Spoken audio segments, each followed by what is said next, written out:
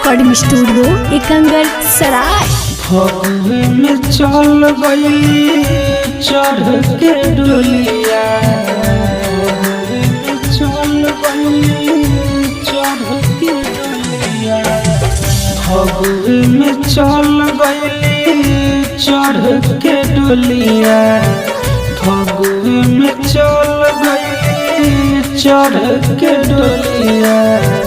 ससुरा में खेलत हुई पियावे से बोलिया, ससुरा में खेलत हुई पियावा से बोलिया।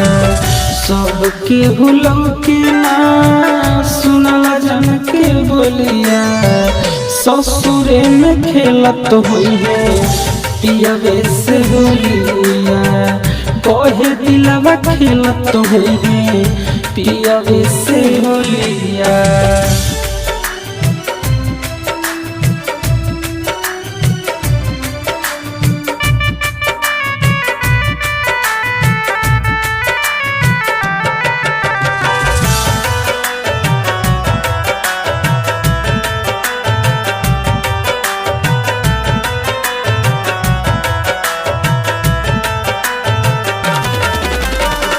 हम रोई रोवे हमार रंगमाया बेरिया, जान भोला गईली खाइल सब किरिया, खाइल सब किरिया।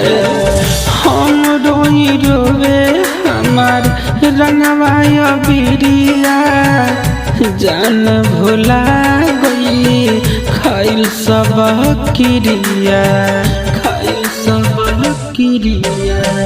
जान बिन बेजान भइनी चलल दिल पगलिया, जान बिन बेजान भइनी चलल दिल पगलिया। ससुरा में खेलत हुई पियावे से बोलिया, ससुरा में खेलत हुई पियावा से बोलिया।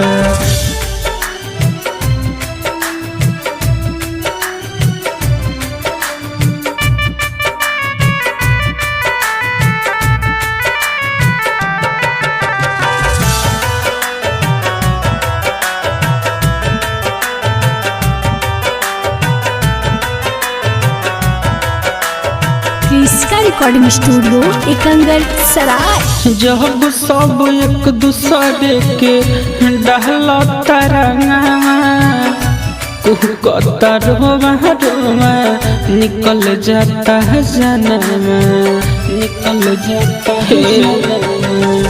जब सब एक दूसरे के डहला तरंगवा, कुहकता रोवा रोवा निकल जाता है जनमा, निकल जाता है जनमा।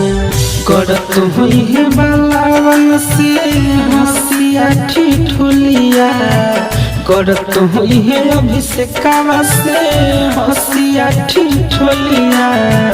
ससुरा में खेलत हुई पियावे से बोलिया, ससुरा में खेलत हुई पियावा से बोलिया। इसका रिकॉर्डिंग स्टूडियो एकंगर सराय।